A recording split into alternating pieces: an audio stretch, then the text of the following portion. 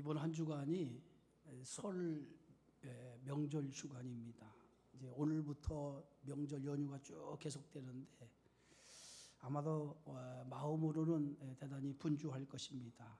그러나 오늘은 하나님 앞에 예배드리는 거룩한 날이에요. 마음을 다하여 하나님께 영광을 돌리는 시간이 되어지기를 주의 이름으로 축원합니다. 오늘 본문은요, 다윗의 인생에서 가장 아픈 사건 가운데 하나입니다. 여러분 살면서 가장 아픈, 내 인생에 잊지 못할 아픈 사건 하나쯤은 누구나 가지고 있을 줄 알아요. 세월이 지나도 잊지 못하는 그런 아픈 사건이 인생을 살아가는 사람에게는 누구나 한 번쯤 있을 줄 압니다. 오늘 본문이 바로 다윗의 인생에서 잊을 수 없는 아주 가슴 아픈 그런 사건 가운데 하나예요.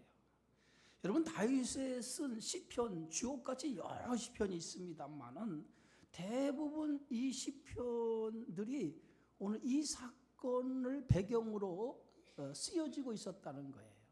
그만큼 오늘 본문에 등장하는 사건은 다윗의 인생에서 잊을 수 없는 가장 가슴 아픈 사건 가운데 하나라고 볼 수 있습니다. 바로 아버지의 자리를 노리고 아들이 반역을 일으킨 그런 사건이죠. 어찌 보면 아버지로서는 가슴 아픈 사건이지만은 엄밀히 이 사건을 따지고 보면 이 사건의 단초를 누가 제공했느냐? 그것은 다윗이 제공했다라고 볼 수 있어요. 다윗의 어리석은 판단과 결정이 결국은 오늘 아들이 아버지 자리를 노리고 반역하는 이 일의 단초를 제공했다라고 볼 수 있어요. 여러분, 압살롬이 형 암논을 죽인 것에 대해서 철저하게 다윗이 그 죄에 대해 응징을 했다라고 하면 이런 일은 일어나지 않았을 거예요.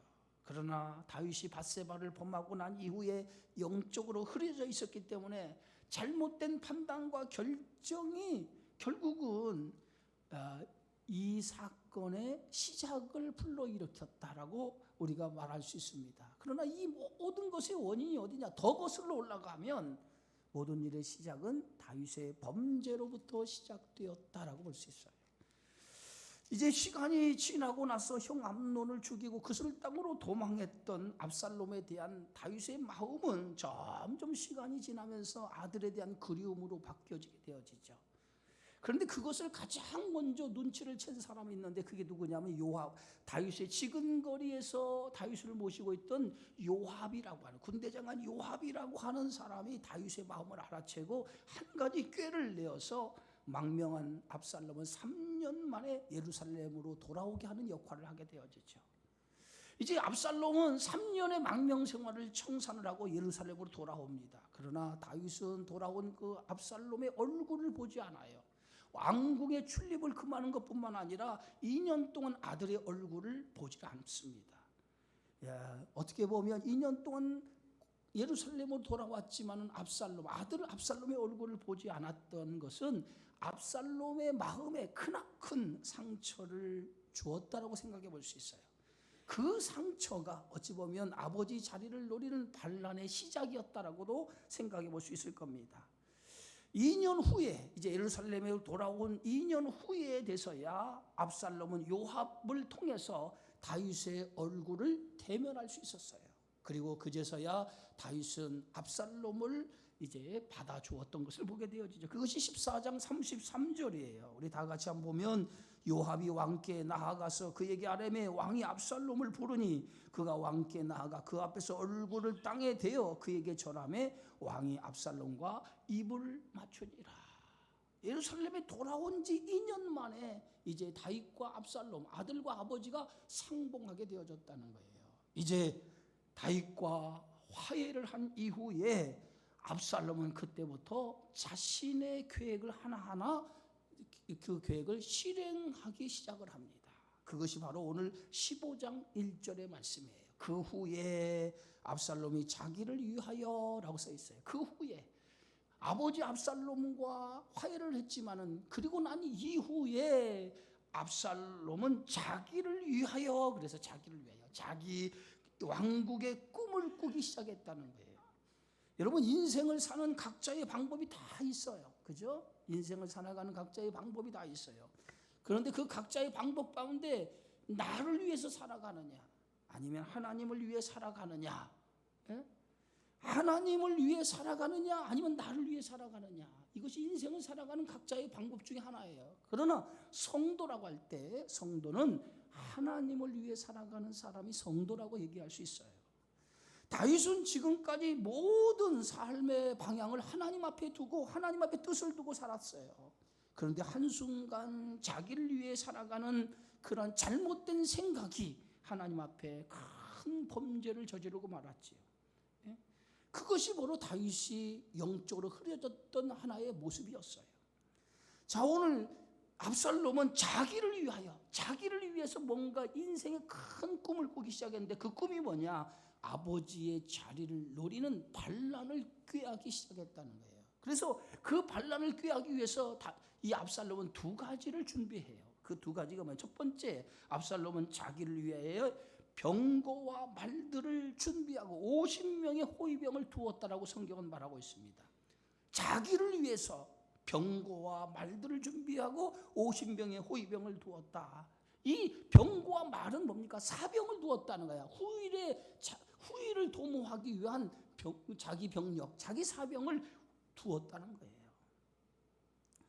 2년 동안 아버지 얼굴을 보지 못하는 동안에 마음 깊이 이 압살롬 마음에 칼을 갈고 있었고, 그 일을 준비하기를 시작했는데, 그 준비가 바로 뭐냐? 자기 사병을 두는 일부터 아버지의 자리를 노리는 반란을 꾀하기 시작했다는 거예요.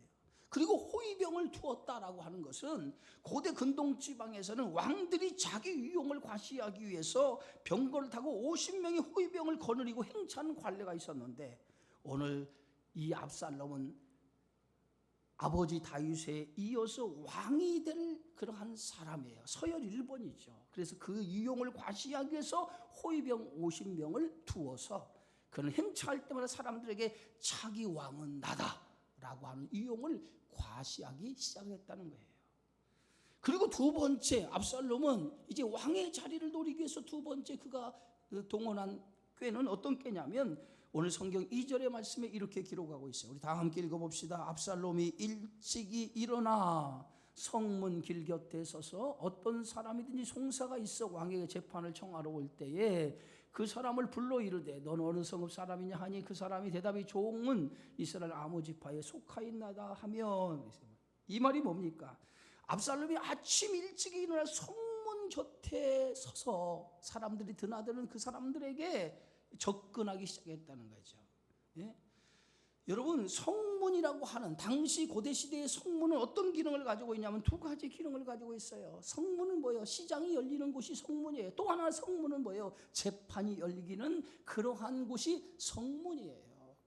그런데 이 성문, 아침 일찍 일어나서 압살롬은 성문에 갔어요. 그래서 성문에서 드나드는 사람들이 있는데, 그 성문에 드나드는 사람의 대부분은 어떤 송사의 건을 가지고 드나드는 사람이었다는 거예요. 그 송사의 대부분은 어떤 건입니까? 억울한 것, 원통한 일, 그리고 불평이 있는 그런 문제를 들고 성문에 송사를 하기 위해서 그 성문에 들어오는 사람들이었다는 거예요. 예? 여러분, 사람이 사는 곳에는 언제나 문제가 있을 수밖에 없어요. 그런데 압살롬은 성문에 드나드는 억울한 사람, 원통한 사람, 다윗 왕정의 불평을 가진 사람들의 마음을 이용을 해서 자신의 정치적인 욕망을 이루려고 시도했다는 거예요.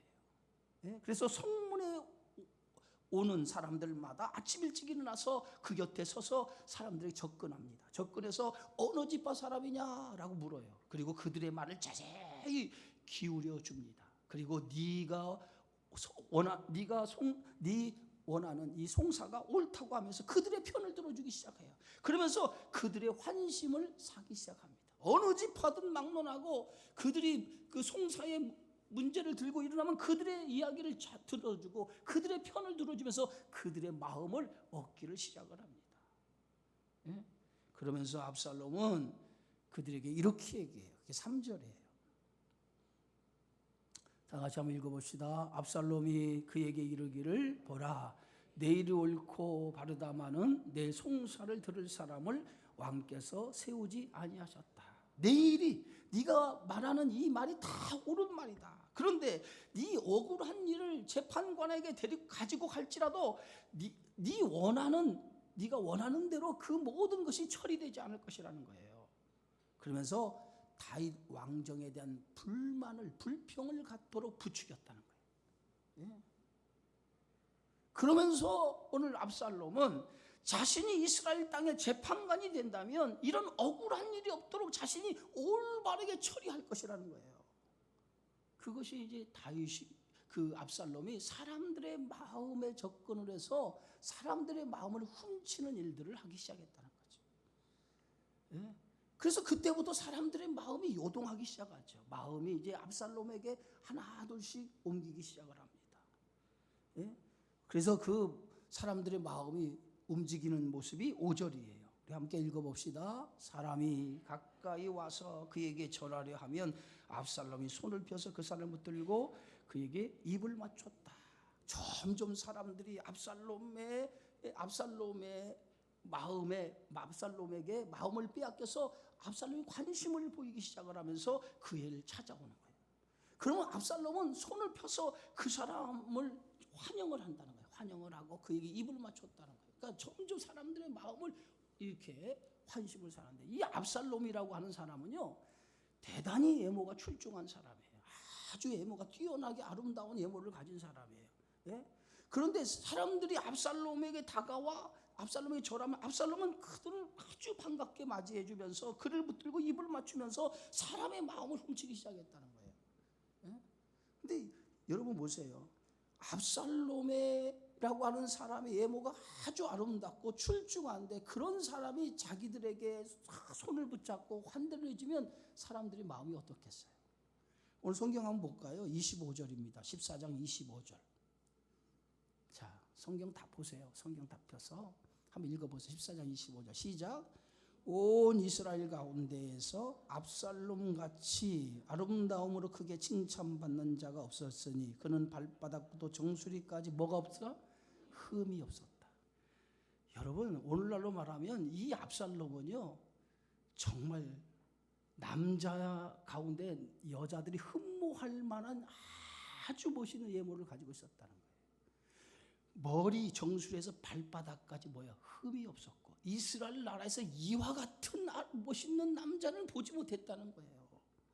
그러니까 사람들이 압살롬의 외모만 봐도 그잖아요. 사람이 외모가 뭐 하나 하잖아요. 외모가. 그래서 사람들이 남녀가 맞선을 볼 때 제일 먼저 보는 게 뭐냐면 외모를 보더라고요. 외모. 그래서 요새 TV 프로그램 보면 맞선 프로그램 많잖아요. 그 맞선 프로그램 딱 보면 저 사람은 인기 없겠다. 저 사람은 인기 있겠다. 딱 답이 나와요. 인기 없는 사람은 짜장면 먹고 인기 있는 사람은 여러 사람 만나더라고요. 근데 그게 모든 결정이 뭐예요? 외모에서부터 나오더라고요. 외모에서. 근데 외모는요 그냥 겉에서 보이는 외모도 있지만은 하나님 은혜가 쭉만 하면 거기에 아름다움이 더 큰 아름다움이에요. 믿으십니까? 제가 여기 청가대 보니까 다 천사들처럼 아름다운 사람들만 있는 것 같아요. 아멘 안 해요? 네. 근데 압살롬은요 외모가 얼마나 아름다운지 남자인데 그 외모에 사람들이 다 반할 정도. 그런데 그런 외모를 가진 사람이 사람들을 그렇게 환대해주고 손을 잡고 그 사람들을 안아주고 그러니까 얼마나 사람들이 마음이 압살롬에게 옮겨가겠습니까? 이렇게 압살롬은 반역을 위해서 4년 동안 준비를 합니다. 4년 동안 준비를 해요. 오늘 7절 말씀 보면 이렇게 써 있어요. 4년 만에 압살롬이 왕께 아뢰되 그래서 4년 만에 4년을 철저하게 백성들의 마음을 훔치고 자기 나름대로 반역을 준비하기 시작을 했다고요. 그래서 4년 만에 이제 그 자신이 준비한 것이 어느 정도 되었을 때에 다윗 왕을 찾아가요. 아버지에게 찾아가서 내가 여호와께 소원한 것이 있는데 내가 그 소원을 헤브론에 가서 그 소원한 것을 이루게 해달라고 아버지께 부탁을 해요. 여러분 이 압살롬이 아버지에게 소원한 그 소원이 뭡니까? 오늘 그게 8절이에요. 이렇게 말하면 당신의 종이 아람 구술에 있을 때에 소원하기를 만일 여호와께서 반드시 나를 예루살렘으로 돌아가게 하시면 내가 여호와를 섬기리라 하였나이다.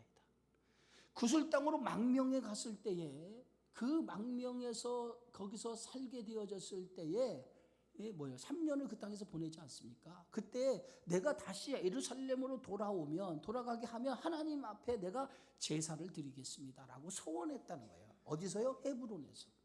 그래서 다윗 왕에게 찾아가서 내가 하나님 앞에 소원한 것이 있습니다. 내가 예루살렘 돌아가면 하나님 앞에 제사를 드리기를 소원한 것이 있는데 그 소원을 지키게 해달라고 다윗에게 요청한 거예요. 그랬더니 다윗이 그 얘기를 듣고 그래 그러면은 네가 헤브론에 가서 하나님 앞에 소원한 것을 이행하도록 하라 하고 보내줘요. 자, 그런데 헤브론이라고 하는 곳에는 어떤 곳입니까? 다윗이 이스라엘의 통일왕국의 왕이 되기 전에 먼저 유다의 왕으로 세움을 받았던 곳이 헤브론이에요. 정치적으로 대단히 중요한 장소거든요. 그리고 헤브론이라고 하는 곳은 압살롬이 이곳에서 태어난 장소예요.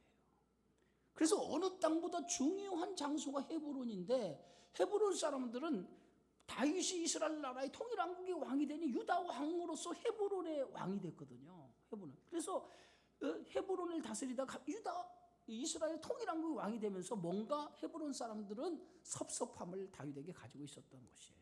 그런데 이제 압살롬이 헤브론에 가서 먼저 하나님 앞에 서원한 것을 내가 이행하겠다라고 얘기를 하고 이제 그곳에 가게 되어지죠. 예? 자, 이제 헤브론으로 내려간 압살롬은 그곳에서 자신의 계획을 실행에 옮기죠. 반역에 대한 계획을 실행에 옮기기 시작을 해요. 자, 오늘 그 말씀이 오늘 10절이에요.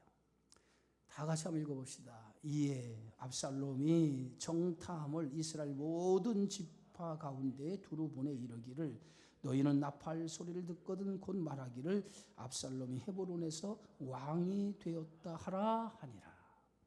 헤브론에 내려가자마자 모든 지파에 정탐하는 사람을 보냈다는 거예요. 이 정탐이라고 말하는 것은 나쁜 소식을 전하는 자라는 거예요. 그러니까 압살롬이 왕이 됐다는 소식을 전하는 자를 모든 12지파에 다 보낸 거예요. 사람들을 보낸 거예요. 그래서 압살롬이 왕이 되었다라고 그 12지파 사람들에게 소문을 내기 시작했다는 거예요. 네? 여러분, 이스라엘의 왕이 누구예요? 이스라엘 왕이 누구야? 이스라엘 왕은 다윗이지만 실질적인 왕은 하나님이에요. 하나님. 이스라엘은 신정국가입니다. 하나님이 통치하는 나라, 그게 이스라엘이에요. 사울의 나라와 다윗의 나라가 다른 점이 있다면 한 가지. 사울의 나라는 사람들이 원해서 세운 것이 사울이에요. 사람들이 주변의 나라가 이미 왕정 제도를 도입을 하니까 백성들이 우리도 왕을 세우게 해달라. 왕을 세우다. 그래서 백성들의 요청에 의해서 세운 왕이 누구냐? 사울이에요. 사울. 그래서 사울은 철저하게 인간의 기반을 해서 세운 왕이었어요. 그러나 결국은 하나님 말씀에 불순종해서 사울 왕은 결국은 폐위가 되잖아요. 그리고 하나님 마음에 합한 왕을 세우는데 그게 누구예요? 다윗이에요. 다윗. 그래서 다윗은 모든 일을 결정할 때 누구에게 물어요? 하나님 앞에 물어요. 이 얘기는 뭐냐면 다윗의 통치의 이념은 하나님의 통치하는 이념의 정신으로 다윗의 나라가 세워졌다는 것을 얘기하는 거예요. 그래서 다윗의 나라는 하나님이 세운 나라예요. 그런데 압살롬이 왕이 되었다라고 하는 것은 압살롬은 하나님이 세운 왕이 아니라 자기 힘으로 나라를 세웠다는 거예요. 그게 뭐예요? 압살롬이에요. 그래서 압살롬이 왕이 되었다라고 하는 것은 하나님을 부정하는 모습이에요. 그런데 압살롬은 하나님이 통치하는 나라 다윗의 나라를 뒤집고 사람이 중심이 되는 나라 압살롬이 다시 그 나라를 세우려고 했다는 거죠. 결국은 이런 행위는 하나님에 대한 도전이라고 볼 수밖에 없어요. 자, 이제 압살롬이 헤브론으로 내려가서 이제 모든 지파에게 사람을 보내서 헤브론에서 압살롬이 왕이 되었다라고 선언할 때 이때에 함께했던 사람들이 누구냐면 200명이에요. 200명의 사람들인데 200명의 사람들은 대부분 왕을 섬기는 자들이거나 예루살렘의 고위층들이 함께 따라간 거예요. 그런데 그들이 따라갔는데 그들은 대부분 압살롬의 반역의 음모를 알지 못하고 그냥 쫓아간 거예요. 그냥 따라간 사람들. 그게 대부분의 사람들이었어요. 그게 오늘 11절에 그때 청함을 받은 200명이 압살롬과 함께 예루살렘부터 헤브론으로 내려갔으니 그들은 압살롬이 꾸민 그 모든 일을 알지 못하고 그저 따라가기만 한 사람들이라. 그러니까 그 사람들은 뭐예요? 압살롬이 어떤 음모를 가지고 내려간지를 모르고 그냥 압살롬이 오라고 하니까 함께 그냥 따라간 사람이에요. 그제서야 그들이 뭐예요? 압살롬의 음모를 알게 되어졌다는 거죠. 자, 그런데 여기서 중요한 인물이 하나 있어요. 압살롬의 반역에 함께했던 중요한 인물이 하나 있는데 그 중요한 인물이 누구냐면 아히도벨이라고 하는 사람이에요. 자, 12절에 보면 이렇게 써 있어요. 제사를 드릴 때에 압살롬이 사람을 보내 다윗의 모사 길로 사람 아히도벨을 그의 성읍 길로에서 청하여 온지라. 반역하는 일이 커감에 압살롬에게 돌아오는 백성이 많아지니라. 누굴? 길로 사람 아히도벨을 초청했다는 거예요. 이 아히도벨이라고 하는 사람은요, 대단히 중요한 사람인데 다윗의 멘토예요. 다윗의 정신적인 멘토란 말이에요. 다윗이 각종 정책을 할 때마다 이 사람에게 조언을 받고 그 함께 정책을 의논했던 사람이에요. 대단히 지략가고 대단한 모사를 가진 사람이에요. 예?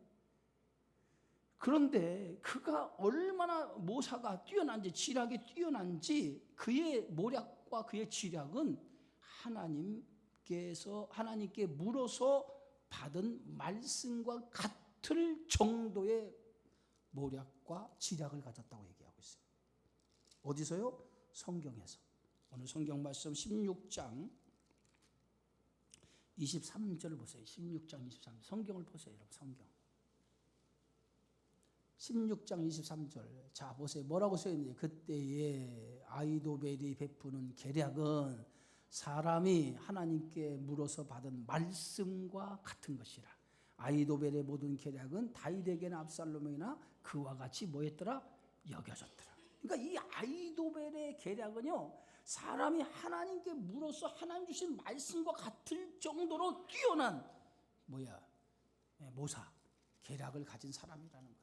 그런데 그 사람이 누구 편에 들었어요? 지금 압살롬과 함께 했다는 거예요. 압살롬. 근데 이 압살롬과 함께 할 수밖에 없는 이유는 뭐냐면 그 아히도벨은 밧세바와 관계가 있는 사람이에요.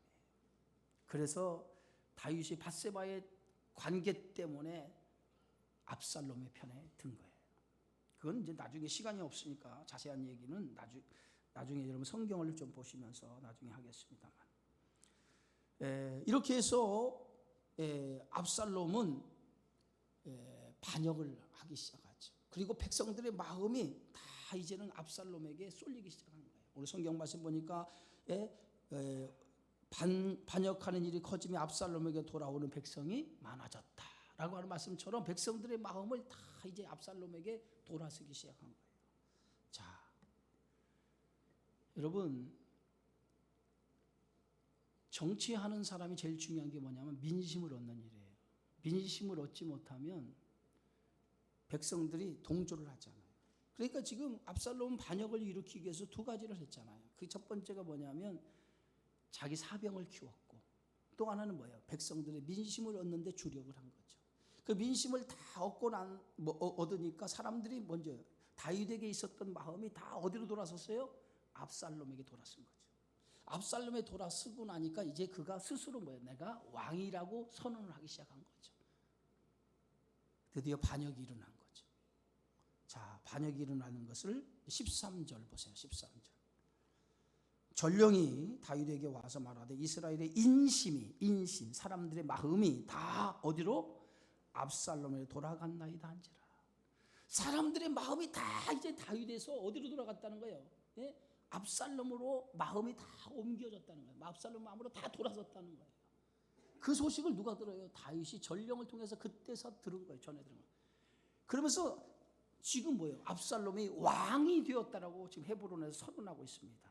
그러니까 다윗이 이 소식을 딱 듣자마자 다윗이 뭐예요? 압살롬이 반역을 했구나라는 것을 알게 되어져요. 그리고 나서 그가 취한 행동이 어떤 취한 행동이냐면 14절이에요. 다 같이 한번 읽어봅시다. 다윗이 예루살렘에 함께 있는 그의 모든 신하들에게 이르되 일어나 도망하자. 그렇지 아니하면 우리 중 한 사람도 압살롬에게서 피하지 못하리라. 빨리 가자. 두렵건대 그가 우리를 급히 따라와 우리를 해하고 칼날로 성읍을 칠까 하노라. 그 소식을 듣자마자 다윗은 뭐냐면 모든 신하에게 말하기를 일어나 도망가자는 거야. 도망가자. 여러분, 아무리 압살롬이 백성의 마음을 얻었다 해도 다윗은 그 나라의 왕이에요. 압살롬에 맞서 충분히 싸울 수 있는 군사들도 있어요. 그리고 다윗의 주변에는 요압과 같은 싸움 잘하는 용사들, 그리고 다윗 역시도 싸움을 잘하는 용사였어요. 그런데 다윗은 싸우려고 하지 않고 도망가자는 거예요. 그리고 이 예루살렘이라고 하는 이 성은요, 천의 요새입니다. 쉽게 함락되는 그러한 지역이 아니에요. 천의 요새 지역에서 이 지역을 함락시키려고 하면 그렇게 쉬운 곳이 아니에요. 그런데 다윗은 그것을 다 포기하고 도망을 선택해요. 여기는 두 가지 이유가 있어요. 오늘 본문에서 보이지 않는 건데 두 가지 이유가 있어서 다윗은 다 포기하고 도망을 선택을 한 거예요. 두 가지 이유. 첫 번째 이유가 뭔지 아세요? 첫 번째 이유는 압살롬의 군사와 다윗의 군사가 충돌을 하면, 예루살렘에 충돌하면 그 피해는 누가 있습니까? 백성들이 그 피해를 고스란히 입게 되죠. 그러면은 그 예루살렘에 살고 있는 백성은 누구의 백성이에요? 다윗의 백성이에요. 하나님의 백성이에요. 그러니까 다윗은 피를 흘려서 백성들의 피해를 입는 것을 원하지 않았어요.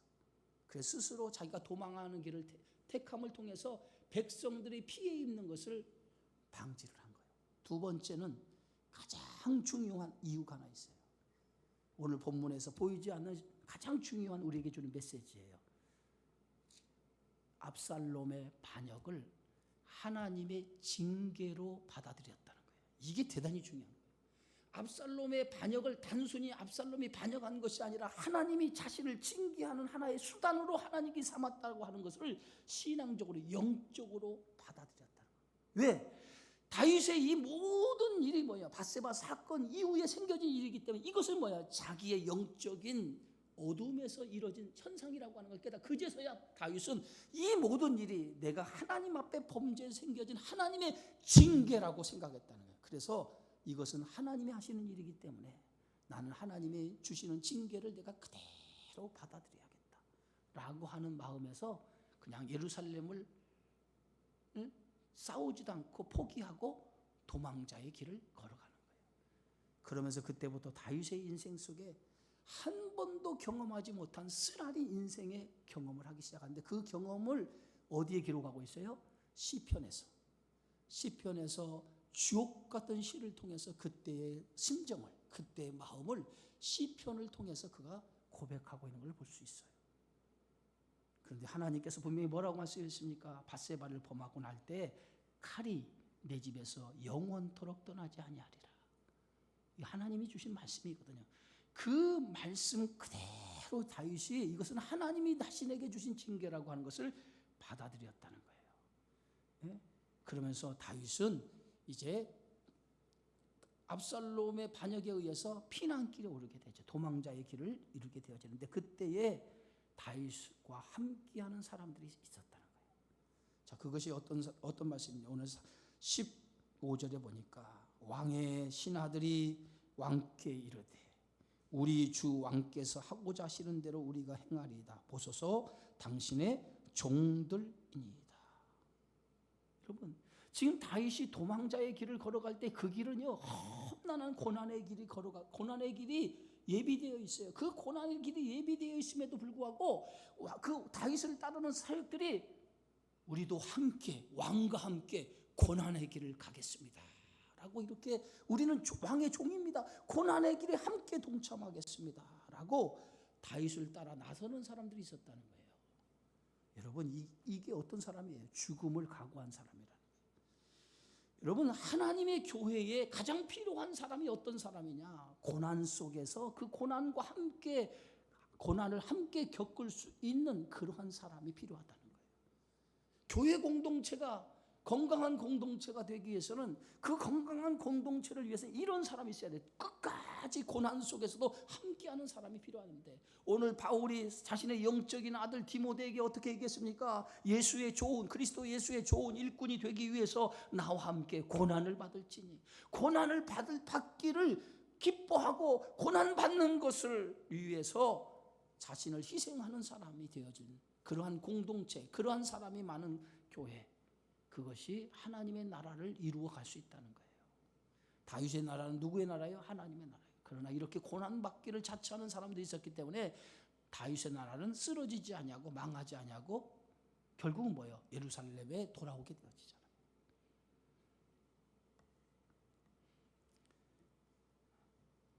그리고 다윗은 이제 후궁 10명만 두고 다윗의 성을 떠나게 되어집니다. 그리고 이제 성경의 말씀 보니까 벳메르학이라고 하는 예루살렘 끝에 서서 이제 기드론 시내를 건너기 직전에 한번 재정비를 하고 이제 드디어 이제 예루살렘을 떠납니다. 그게 오늘 본문 말씀이에요.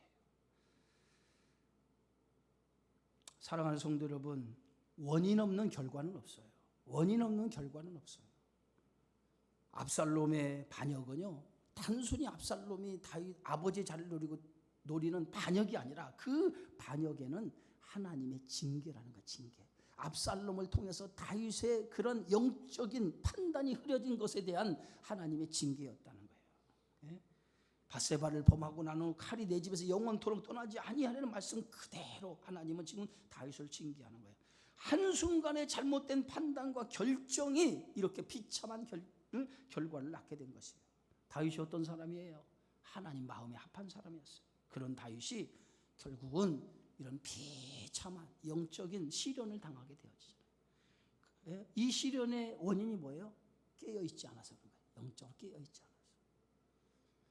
여러분, 영적으로 깨어있기를 주의 이름으로 축원합니다. 영적인 것이 흐려지기 시작하면 그때부터 뭐예요? 죄가 들어오기 시작하고, 그 죄가 뭐예요? 나의 인생을 어둡게 만드는 거예요.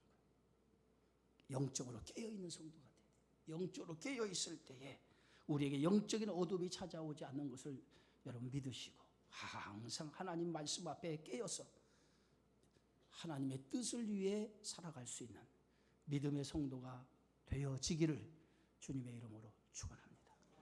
기도합니다. 주님 은혜 고맙습니다.